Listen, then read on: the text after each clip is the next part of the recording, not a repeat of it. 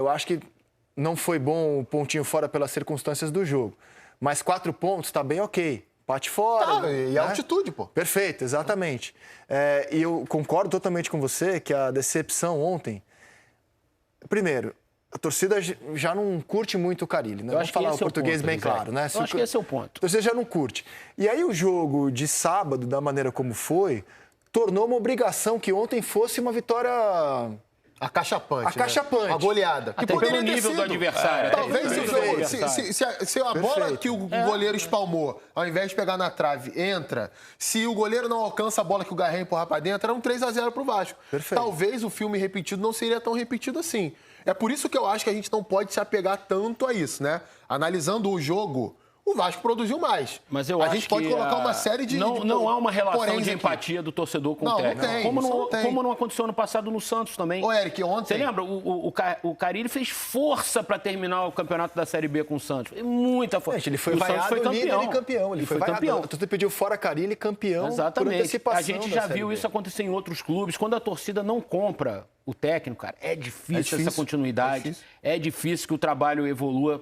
Tomara que o Carille cria-se consiga... um ambiente muito bélico. Embora né? o ambiente interno seja muito bom, ele disse na coletiva ontem, o Carille, não, nosso ambiente no CT o Verratti ótimo, foi descalvou ele. Verratti, o Coutinho e tal. Protegeu depois do jogo, o Verratti o ambiente, também. cara, ele Eu tenho é opinião muito sobre o importante, Carille, cara. Eu tenho opinião. Assim, o Carille surge brilhantemente em 2017, né? Jogando no contra-ataque, que era a maneira como aquele Corinthians conseguiria ser competitivo. O segundo, até então, o melhor primeiro turno da história do brasileiro. Depois do que o Botafogo passou, né? Perfeito. É campeão brasileiro, bicampeão paulista. Uma grande surpresa, inclusive, aquele time ter conquistado tanto. Depois daquele trabalho de excelência, na minha opinião, eu acho que o Carille sempre pecou, o peixe ali sempre morreu pela boca. Então, assim, no Santos, ele dava entrevistas que deixava a diretoria enfurecida. Já na segunda passagem dele pelo Corinthians, ele dava entrevistas que deixavam os jogadores de cabelo em pé, porque entendiam que ele expunha questões que os jogadores entendiam que eram internas. E agora, no Vasco, ele tem dado declarações que eu acho que ele escorrega, cara, para falar das vaias do torcedor, que são direcionadas a ele. Porque se tem um torcedor que hoje não pode ser cobrado no Brasil, é o do Vasco, cara. Assim, se tem um torcedor que sofre e empurra e mantém viva a grandeza, a chama de um clube, é o do Vasco, cara. Que está encarando times muito ruins, assim, muito abaixo daquilo que merece. E está sempre lá em São Januário, cara, está sempre lá. Então, assim, eu acho que o treinador ali deveria ter um pouco mais de compreensão do que é o momento do clube, do que tem passado o torcedor. E, cara, deixar essas coisas de lado, responder menos, mas ele não consegue. Ele tem respondido ao torcedor. E aí, cara, não vai dar certo. Não vai dar match assim, cara. Ontem aconteceu uma coisa assim que não dá pra gente afirmar que foi isso que aconteceu, né? Mas o Lucas Freitas entraria. Ele chamou o Lucas Freitas ou o Lucas Oliveira, um dos dois zagueiros estavam no banco ali.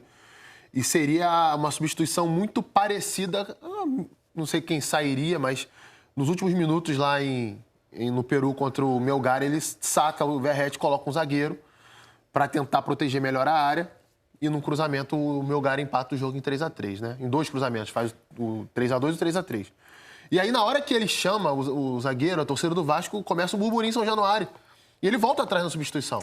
Não dá pra dizer que foi pra isso. Aconteceu uma vez no Corinthians, antes dele ser treinador efetivo, ele ia fazer uma alteração, a torcida vai, ele aí inseguro, ele volta atrás. Antes de 2017, uma passagem tampão dele. Eu não posso dizer aqui que foi por isso. Ele pode ter mudado de ideia por ele mesmo, mas pode ter uma contribuiçãozinha ali da torcida ter exigido sim. Assim, eu só acho o seguinte, cara. Você vai trocar o Carille, né, de acordo com, sei lá, 9 entre 10 torcedores do Vasco pedem hoje, muita gente está pedindo isso, e talvez você vai jogar fora um planejamento que foi feito lá atrás de formação de elenco pensando no treinador. Eu, sinceramente, não consigo olhar o elenco do Vasco como o Pedrinho olha, né? Com todo respeito à opinião dele, não acho que seja um dos 8 melhores. Estou contigo, não acho nem que seja não esteja entre os 10 melhores. Tem dificuldade disso. Não que o elenco seja ruim, mas o que pode, nível da Série A do futebol brasileiro é alto mesmo. É o que o Vasco pode ter nesse momento. Sem fazer maluquice, sem endividar mais o clube. Só acho que, assim, o jeito Carille, que é muito criticado e que às vezes realmente é criticado com razão, né, de ser um treinador muito conservador, em determinados jogos desse Campeonato Brasileiro pode ser fundamental para o Vasco conquistar Você acha ele Eu só discordo conservador? do Coutinho num ponto, que eu acho que o elenco não foi montado pensando no Carille, até porque o Carille não era nem a segunda opção do Vasco, nem a terceira.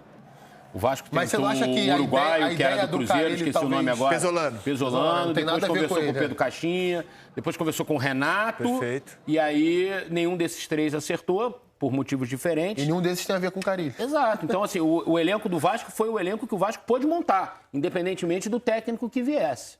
Mas todos Ia ser esse elenco com Caixinha, ia ser esse elenco com Pesolano. Mas eu acho que depois essa chegaram alguns informação do jogadores, Eric, ela é né? crucial para entender o Mas todos esses treinadores perguntaram.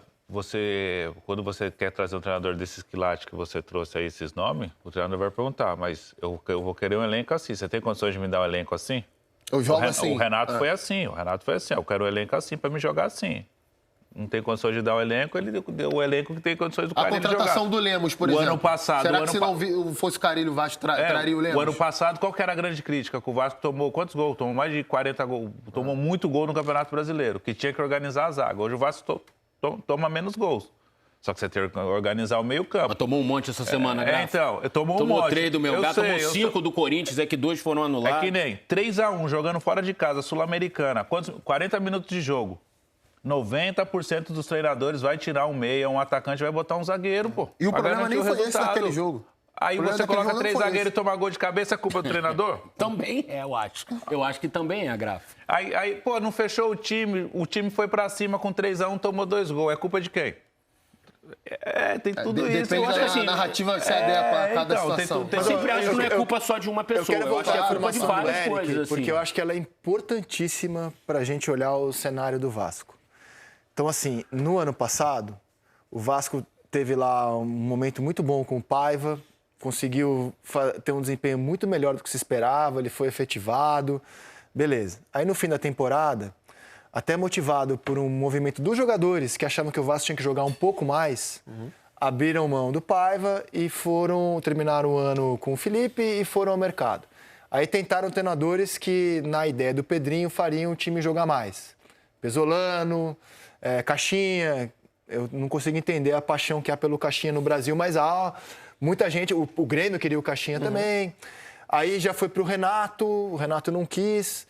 E aí, claramente, o Vasco foi vendo o tempo ficar curto, se viu com as opções mais limitadas, e quem é que tem que eu posso pagar e que está disponível? E chegou no Carille. Claramente não era o mundo ideal do Vasco. Chegaram no Carille. Então eu tô com um pouco com o Eric também que... Só que ontem o Vasco tinha 3 titulares que chegaram depois da contratação do Carille, né? Não, ok. Lemos, Nuno Moreira e Garré. Ok. Mas que chegariam contra o técnico. Eu acho não também, sei, Eric. Eu acho que chegariam Era também. um plano do Vasco. O Lemos, principalmente, eu não sei. Mas o só- Pesolano, eu tenho certeza que não chegaria. Mas Bom, só... poderia pela chegar um outro característica dele zagueiro. como zagueiro. Mas poderia chegar um outro zagueiro. Mas eu acho que a característica faz a diferença nesse caso. Mas só complementando, e ele é um treinador que tem essa fama de ser conservador, como você disse. Sim.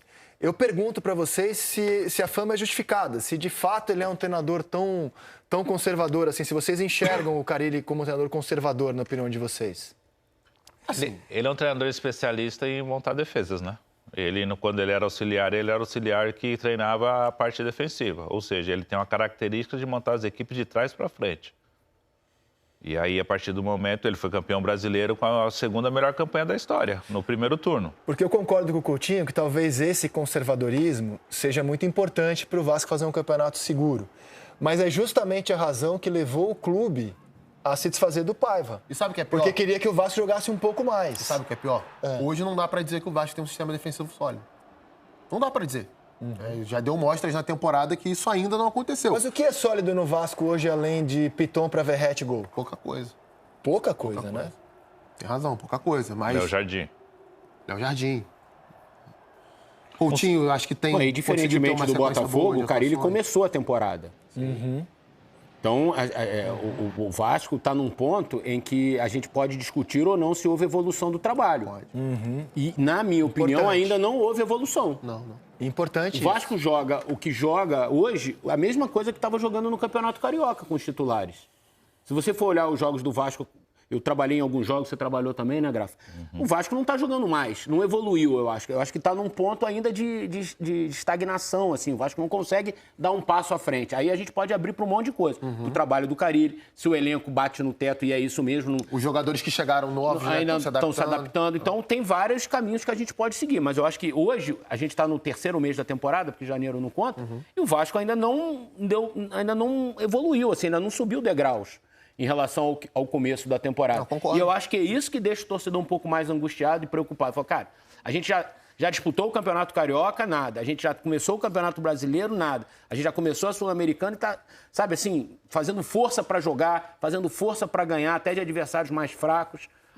Então, isso é que eu acho que está preocupando o torcedor do Vasco. E dentro do elenco ele não tem opções para ter variação de jogo. O que ele tinha é o Adson, que voltou, se lesionou novamente, voltou a sentir a tíbia, né? A lesão que ele teve. O David não voltou ainda, ou seja, ele tem um elenco também que tem muitos jogadores da mesma posição. E um jogador caro, que poderia resolver muito, ou até ser substituído por outros 2 atletas, tamanho custo que ele tem, não resolve, que é o Payet, né, cara? Ontem entrou mal de novo, né? É um jogador que é reserva hoje, que você faz um investimento muito grande e não resolve. Porque ele ganha, é um custo-benefício ruim. Exato, é muito ruim. E o Coutinho saiu sentindo ontem, né? Mas ele disse que não. Ele não depois deu uma entrevista sério, e disse que a bola bateu... Foi até engraçado ele falar, a bola bateu nas minhas partes íntimas. E aí eu fiquei ali e tal, com alguma dor e tal, mas ele falou. Para um clube que tem tão pouco no momento, claro, tão pouco na comparação com o tamanho que o Vasco deveria ter. Aí você gasta o orçamento que você gasta. E é obrigado, tem contrato. Com o Payet, se você tivesse esse gasto hoje com atletas, com outros 2 atletas, por exemplo, melhoraria o time. Eu acho que essa discussão do elenco do Vasco ela é boa. E aí tem gente que acha que está entre os 10, tem gente que acha que não está. Agora, eu acho que em relação ao Vasco do ano passado, esse elenco dá mais opções ao técnico do que dava no passado. É bem melhor. Por exemplo, o Paiva ano passado não contou com o Paulinho e com o Jair. Concordo. Machucados. Que hoje são reservas. Que estão lá. Trouxe o Nuno, que me parece um bom jogador, assim, uma boa aposta do Vasco. Garré é bom jogador também. Garré é bom jogador. Então, o Lemos, não é o zagueiro do sonho, mas é um zagueiro, assim, firme, seguro, experiente, que em alguns momentos protege. Então, assim, o Vasco hoje tem... não é o 10º elenco, não é o 12º, não é o 8º, mas ele é melhor do que o que foi feito ano passado.